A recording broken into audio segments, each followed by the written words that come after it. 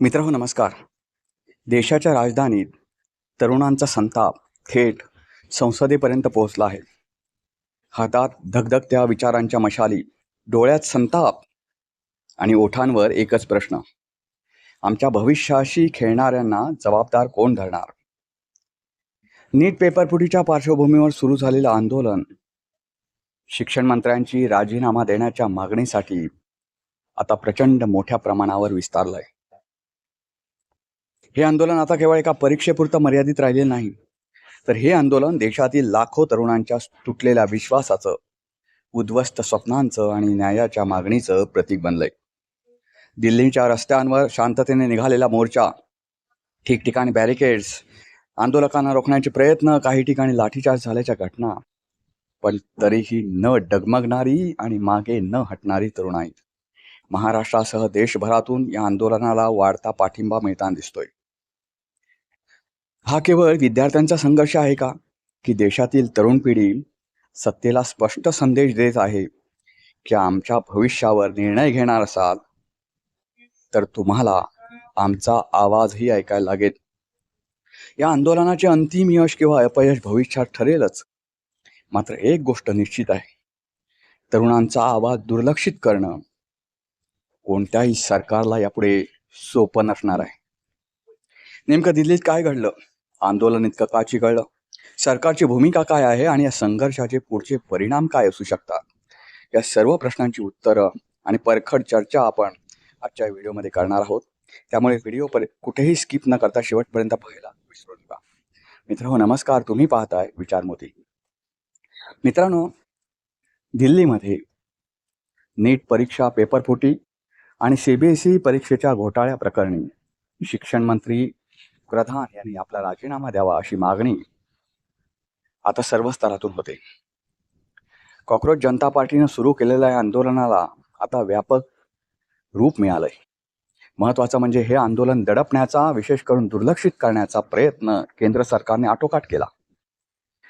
सगळी आंदोलनं ज्या प्रकारे चिरडण्यात आली, त्या प्रकारे आंदोलनाला बदनाम करणं, आंदोलनाची चारी बाजूनं कोंडी करणं आणि आंदोलनाकडे दुर्लक्ष करून त्याला बाजूला टाकणं, असे हर तऱ्हेचे प्रकार केंद्र सरकारनं केले. आणि महत्त्वाचं म्हणजे त्यामुळे आंदोलन कमी न होता चिघळलं. आपल्याला माहिती असेल, सोमवारी या आंदोलकांनी संसदेवर धडकण्याचा इशारा दिला होता. त्याच्या अगोदरच सोनम वांगचुक यांना 3-1 दिवसापूर्वी पोलिसांनी अतिशय वाईट प्रकारे उचललं. या विषयावर सर्व आपण काल चर्चा केलेली आहे कालच्या व्हिडिओमध्ये. मित्रांनो, काल सोमवारी आंदोलकांची धरपकड करण्याचा प्रयत्न केला, पण आंदोलक मागे हटले नाहीत. देशातील तरुणांचं रक्त अजूनही सळसळतं आहे. ते मेलेल्या आईचे दूध पिऊन आलेले नाहीत, हे तरुणांनी काल सिद्ध केलं. मित्रांनो, या आंदोलनाची परिणती काय होईल, आंदोलनाचा पुढे रिझल्ट काय असेल, त्यांच्या मागण्या मान्य होतील का माहीत नाही. या सगळ्या गोष्टीचं यश अपयश यावर आज चर्चा न करता एक महत्त्वाचा संदेश मोदी सरकारला या आंदोलकांनी नक्कीच दिलाय की तुम्ही म्हणाल मी म्हणजेच देश आणि मी करेन तेच फायनल, हे यापुढे या देशात चालणार नाही. देशातली तरुण पिढी अजून जिवंत आहे. म्हातारी पिढी गेली असेल वृद्धाश्रमात, पण तरुण पिढी अजूनही संघर्षासाठी तयार आहे. काल विराट रूप, आंदोलनाचं विराट रूप आणि आक्रमक रूप पाहिलं असेल मोदींनी. मला एक आश्चर्य वाटतं, ज्यावेळी संसदेकडे हा मोर्चा कूच करीत होता, पोलीस त्यांना हरतऱ्हेच्या अडवण्याचे प्रयत्न करीत होते, तरी तसं शिवाजी महाराज खुशकीच्या मार्गानं जात होते. वेगवेगळ्या खुशकीचा मार्ग हा त्यावेळी प्रकार होता. तसे वेगळ्या मार्गाने या तरुणांनी संसदेकडे कूच केली आणि त्यानंतर मोदींनी संसद सोडली. संसद भवन सोडावं लागलं त्यांना. आणि महत्त्वाचं म्हणजे 15 मिनिटं उशिरानं त्यांना निघावं लागलं, कारण तिथे रस्त्यामध्ये त्यांच्या जाण्याच्या मार्गावरच हे आंदोलक होते. आंदोलनाच्या मागण्या होतील की मागाशी म्हटलं त्याप्रमाणे यश अपयश मला माहिती नाही. आंदोलन कधी मागे घेतलं जाईल माहीत नाही. त्यांच्या मागण्या पूर्ण झाल्यावर घेतलं जाईल की मागण्या पूर्ण न होताच घेतलं जाईल. पण देशातील जनतेला गृहीत धरणाऱ्या नरेंद्र मोदी सरकारला त्यांच्या पुढे झुकावं लागलं, 2 पावलं मागे जावं लागलं. हे आंदोलनाचं यश नक्कीच आहे. आता या आंदोलनाला बदनाम करण्याचे हरतऱ्हेचे प्रयत्न सुरू आहेत. कोणी म्हणतं या आंदोलनाला बाहेरून फंडिंग झालं, बाहेरच्या देशातून. म्हणजे अलीकडे कोणी आंदोलन केलं की त्याला बाहेरून फंडिंग सुरू आहे देशात भांडणं लावायला, हे गृहीतच धरलं जात आहे. पण मला त्यांना प्रश्न असा विचारायचा आहे, पंजाबमधल्या शेतकऱ्यांनी वर्षभर आंदोलन केलं दिल्लीत राहून, वर्षभर स्वतःच्या शेतीवाडीकडे, घराकडे दुर्लक्ष करून हे लोक एवढे हजारो लाखोच्या संख्येनं दिल्लीत जमले. त्या आंदोलनाला सुद्धा असंच बदनाम करण्याचे प्रयत्न झाले, आंदोलन चिरडण्याचा प्रयत्न झाला, आंदोलनाला बदनाम करण्याचा प्रयत्न झाला, आंदोलनाकडे दुर्लक्ष करण्याचा प्रयत्न झाला नेहमीप्रमाणे. पण ते हटले नाहीत मागे. या आंदोलनामध्ये 700 लोक मेले. आता शेतकरी आत्महत्या करतात, त्याकडे दुर्लक्ष तर मोदी सरकारनं केलेलंच आहे. पण आंदोलनातली लोक मरतात आणि त्याचं पाप जर मोदी सरकारच्या माथ्यावर असेल तर कधी ना कधी या सरकारचा शेवट हा होईलच. आणि तो अशा तऱ्हेनं होईल, चांगला चुंगला होणार नाही. सरकार पायउतार होणं आणि नवीन सरकार बसणं हा तर लोकशाहीच्या प्रक्रियेतला एक भाग आहे. त्यामुळे कोणी असा अमरपट्टा घेऊन जन्माला आलेला नाही की मीच आयुष्यभर या सत्तेवर बसेल. कधी ना कधी त्यांना सत्तेवरून पाय उतार व्हावाच लागणार आहे. पण ते अशा तऱ्हेने होतील की मोदीने आजपर्यंत आयुष्यात पराभव पाहिला नसेल. पराभव पचवण्याची ताकद त्यांच्यामध्ये आहे का, हे नक्कीच त्यांना त्यावेळी कळेल. मित्रांनो, महत्वाचं म्हणजे या आंदोलनाला फंडिंग जर बाहेरच्या देशातून होतं, मला मान्य आहे, समजा आपण एक मान्य करू की बाहेरचे देशांतर्गत वाद निर्माण करण्यासाठी हे करतात, पण त्यांच्या मागण्या अवास्तव नाहीत ना. माझा प्रश्नच असा आहे सरकारला की त्यांच्या मागण्या अवास्तव नाहीत. ते म्हणतात शिक्षण मंत्र्यांनी राजीनामा द्यावा. केवळ एका कारणासाठी म्हणतात का ते? शिक्षण मंत्र्यांनी राजीनामा द्यावा. इतर कोणता राजीनामा का नाही मागत ते इतर मंत्र्यांचा? कारण त्या मंत्र्यांनी काही केलं नसेल तरी आहे त्याची वाट नाही लावली. कोणीही मंत्री असतील त्यांनी आहे त्या गोष्टींची वाट नाही लावली आणि तिथे अजूनही तिथली परिस्थिती त्यांनी वाट लावली प्रयत्न जरी केला असेल. उदाहरणार्थ नितीन गडकरी, त्यांनी सुरुवातीच्या काळात रस्ते असे करू, रस्ते एवढ्या ह्याच्यात झालेच पाहिजेत, नाही तर खड्डे जर पडले रस्त्यात तर त्या खड्ड्यात ठेकेदारांनाच गाडू वगैरे अशी भाषा केली होती. पण आता जर बघितले तर प्रत्येक रस्त्यावर खड्डे आहेत, रस्ते वेळेत पूर्ण होत नाही. ह्या सगळ्या गोष्टी आहेत. त्यांनी घेतलेला इथेनॉलचा विषय सगळे देशात गाजतायत. पण त्याच्या विरुद्ध तरुण पिढी आक्रमक नाही, कारण ती परिस्थिती अजून हाताबाहेर गेलेली नाही, सहन करण्याच्या आवाक्यातली आहे. देशात मित्रांनो, शिक्षण ही गोष्ट अशी आहे की ज्यामुळे आयुष्यभराचं आपलं स्वप्न उभी राहतात. त्या शिक्षणावर, शिक्षण ही ज्ञानाची गंगोत्री आहे असं म्हणतात विकासाची. तर ह्या गोष्टीत इतका हाराकिरीपणा चालतो आणि महत्वाचं म्हणजे एकदा नाही चालत, एकेका वर्षामध्ये एवढे पेपरफुटी होतात. आता काही लोक काँग्रेसच्या काळात पेपरफुटी वगैरे होतं असं म्हटलं जातं. काँग्रेसच्या काळात पेपरफुटी जरी झाली आणि झाली असतील, मी असं म्हणत नाही की काँग्रेस सरकार काहीच केलं नाही अशा गोष्टी, फक्त मोदी सरकारमध्ये झाल्यावरच असं होतंय, मला मान्य आहे. पण आंदोलनाला कुठेतरी सामोरं जाणं हे तरी महत्वाचं आहे ना. केंद्राचा एक प्रतिनिधी आंदोलनाला सामोरं जात नाही. आता हे आंदोलन चिघळल्यावर काल JP नड्डा आरोग्यमंत्री, केंद्रीय आरोग्यमंत्री, त्यांनी चर्चेला बोलवलं आणि हे लोक चर्चेला गेले. बरं, त्या चर्चेतून सुद्धा काही तोडगा नाही निघाला. तुम्ही 2 पावलं मागे हटायला जर तयार नसताल या तरुण पिढीपुढे, जे देशाचे भविष्य आहेत, मोदी हे भविष्य नाहीत देशाचे. मोदी असतील किंवा त्यांचे मंत्री असतील, विरोधी पक्षनेते असतील, कोणी असतील, सगळ्याच पक्षात ते देशाचे भविष्य नाही आहेत. ही पिढी देशाचे भविष्य आहे. त्यांना घडवलं पाहिजे. त्यांना घडवायचं सोडूनच दिला, त्यांना बिघडवायला निघाला तुम्ही. हे परीक्षा पद्धतीत घोटाळे होऊन एकदा घोटाळा झाला, दुसरा घोटाळा झाला. बरं, नीटची परीक्षा फेरपरीक्षा घेतली, त्याच्याबद्दल सुद्धा तक्रारीच आहेत लोकांच्या. किती गोष्टींवर मोदी सरकार फेल गेलंय. आणि पहिल्या 2 टर्म त्यांच्या चांगल्या होत्या. म्हणजे तुम्ही 1.5 महिन्यापूर्वीचे जर व्हिडिओ बघितला तर मी मोदींच्या बाजूनं असे व्हिडिओ बनवलेत की त्याने, आणि आज सुद्धा यापुढे सुद्धा ज्यावेळी मोदी सरकार चांगलं काम करेल त्यावेळी माझा पहिला व्हिडिओ असेल इतर कोणाही पेक्षा अगोदर की त्यांनी केलेल्या कामाचं कौतुक करणं. कारण आज ही गरज आहे निपक्षपाती बोलण्याची. मित्रांनो, आपण परत आपल्या मूळ मुद्द्यावर येऊया. तर कोणी फंडिंग करतं आणि केंद्र सरकारच्या अखत्यारीत आहे ना, केंद्र सरकारची खाती आहेत, ते बघू शकतात कोण फंडिंग करतं का किंवा कोण करतं का. उगाचच हवेत बुडबुडे करण्यापेक्षा होऊन जाऊ दे ना कोण फंडिंग करतं किंवा काय. पण एक फंडिंगचा प्रश्न जसा हाताळा तसा तुमचा स्वतःचाही प्रश्न हाताळा, की तुम्ही इतक्या पातळीवर फेल्युअर कसे. आणि त्याच्याहीपेक्षा महत्त्वाची म्हणजे फेल्युअर ही गोष्ट सुद्धा नंतर राहिली. मला ह्या विषयावर बोलायचं आहे की तुम्ही आंदोलनं चिरडण्याचा प्रयत्न का करता. एवढ्या आंदोलनाची तुम्हाला भीती का वाटते.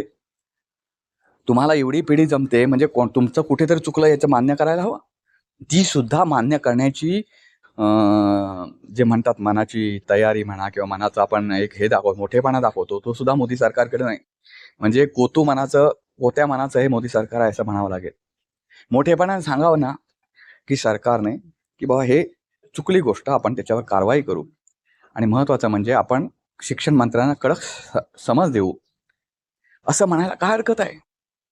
की मोदी स्वतः नरेंद्र मोदी यांना घाबरतात का हे मंत्र्यांना किडूक मिडूक. त्यांच्या दृष्टीने किडूक मिडूकच आहेत ते. या मंत्र्यांना घाबरतात का असं बोलायला. कुठेतरी तरुणाईचं समाधान झालं असतं की बाबा. आणि महत्त्वाचं म्हणजे मोदीने आजपर्यंत अनेक वेळा तुम्ही पेपरात वाचला असा, मोदीने स्वतःचा प्रोटोकॉल तोडला. मग कोणतरी बाहेरून पाहुणा आला असेल परदेशातील तर त्यांच्यासाठी प्रोटोकॉल तोडला. हा प्रोटोकॉल तोडून जर मोदी स्वतः या तरुणांच्या भेटीला गेले असते तर देशातील लाखो करोडो तरुण जे आहेत ते मोदींच्या मागे उभे राहिले असते.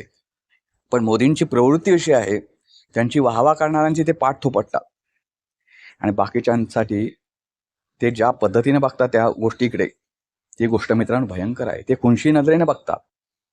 हे त्याच्यावरून सिद्ध होते ना. राहुल गांधी आणि मोदी यांच्यामध्ये ही खरी स्पर्धा होती की या आंदोलनाला सामोरे कोण जातात या दोन्हीपैकी. कारण राहुल गांधी जरी विरोधी पक्षनेते असले तर त्यांच्या पदाला पंतप्रधानांना एवढाच मान असतो. पण ना राहुल गांधी गेले ना मोदी गेले. म्हणजे दोघेही नीट परीक्षेत किती मुलं फेल झाली मला माहिती नाही, पण ह्या परीक्षेत मात्र दोन्ही राजकारणी फेल झाले. दोघांचीही पात्रता नाही राजकारणात येण्याची. मला याचं एक आश्चर्य वाटतं की ज्यांना डावे डावे म्हणून आपण हिणवतो ते स्वतःलाही डावे म्हणून घेतात.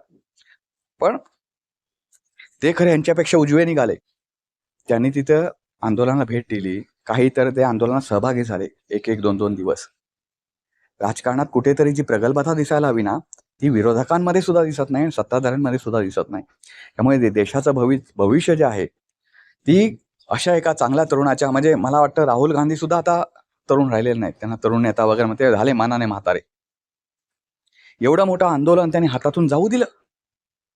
न्याय मागण्यासाठी विरोधकांना सत्ताधाऱ्यांना कोंडीत पकडण्याचा जो एक डाव खेळायचा असतो विरोधकांनी, तो खेळला नाही आणि तिथे संसद गाजवतात. कुठे संसद गाजवतात, फक्त कामकाज बंद कसं पडेल तेच बघतात.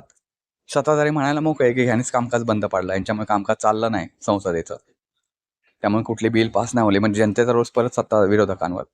मला काय म्हणायचं आहे, कुठेतरी रस्त्यावर उतरायला शिका. विरोधकांनी शिकलं पाहिजे.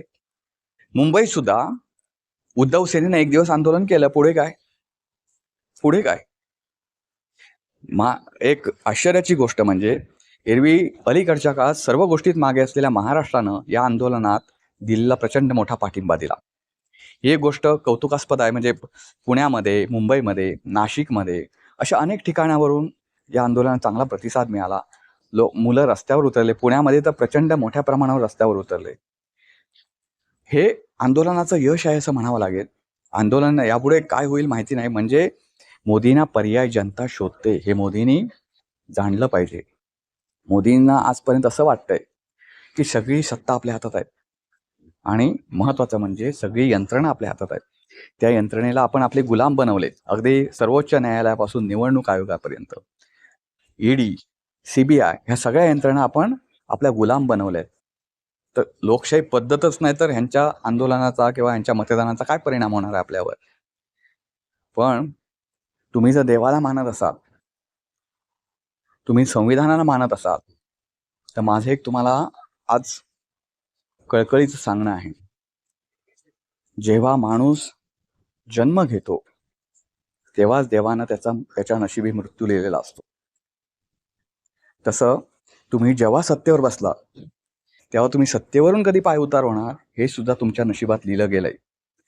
फक्त 4-2 दिवस आणखी सत्ता जास्त उपभोगायला मिळेल कसं हे पहा. त्याच्यासाठी जनतेसोबत राहा.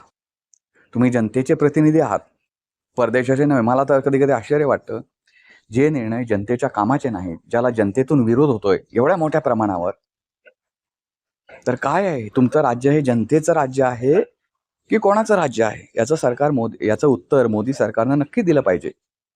पण कुठल्याही प्रश्नाला ते उत्तर देत नाही. जे संसदेमध्ये विचारले जातात प्रश्न तेवढ्यानाच मोदी सरकार उत्तर देतं. कधी कधी त्यांना पण बैठो बैठो बैठो नाही नाही नाही असे करणारे ओम बिर्ला सुद्धा तिथे असतातच. तिथे सुद्धा प्रश्न विचारणं गुन्हा झालेली लोकसभेमध्ये. पण या ज्या गोष्टी आहेत त्याच्यावर मोदी सरकारने उत्तर दिलं पाहिजे. जनतेला तुम्ही बांधील आहात हे मोदींनी लक्षात ठेवलं पाहिजे.